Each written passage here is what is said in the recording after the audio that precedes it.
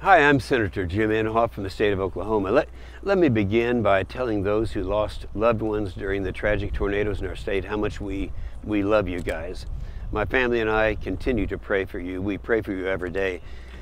I've been in constant contact and communication with the Oklahoma Emergency Management and the Federal Emergency Management officials and the leaders of the Oklahoma National Guard you can see over here, and that the direct needs of those affected on the ground are being met. Oklahoma has been hit hard, but we're not knocked out. 14 years ago, on May the 3rd, 1999, an eerily similar tornado struck the same area of Moore, Oklahoma, and again in 2003.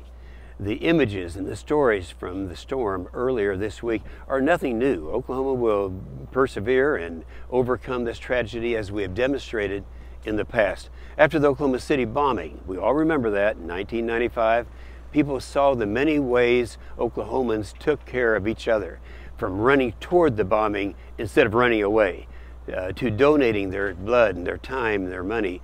This daily display of neighbors helping neighbors became known as the Oklahoma Standard. After each disaster the people of Oklahoma face, the standard is exhibited again and again. In the aftermath of the Moore tornado, we are witnesses once again to the Oklahoma Standard.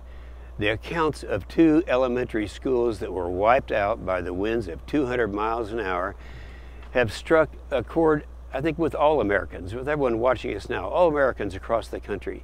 It was the last day of school for most of the students. You know how excited they get when the storm tore through the town of Moore, leaving little in its path.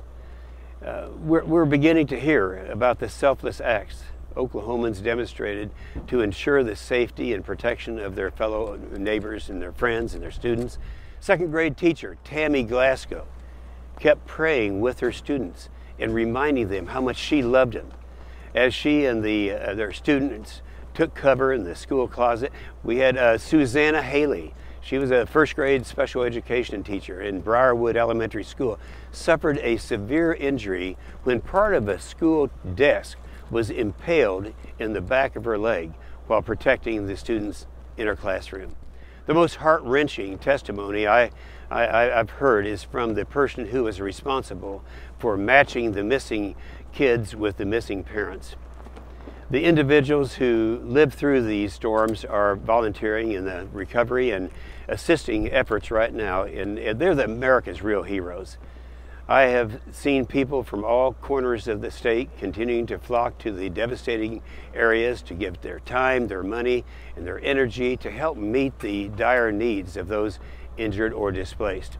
The Oklahoma Standard has survived an act of terror in 1995 and devastating natural disasters in the past. This most recent storm will only embolden the Standard and encourage the rest of the country to follow our lead. But our victims desperately need your help right now. They need your money.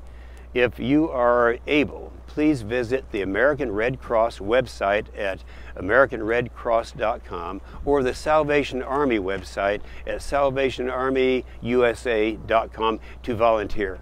I can speak for all Oklahoma today when I thank you for your continued thoughts, your prayers, and your support as we begin the recovery process. Oklahoma is grieving and in pain, but the devastation such as this tends to bring us closer together as a country.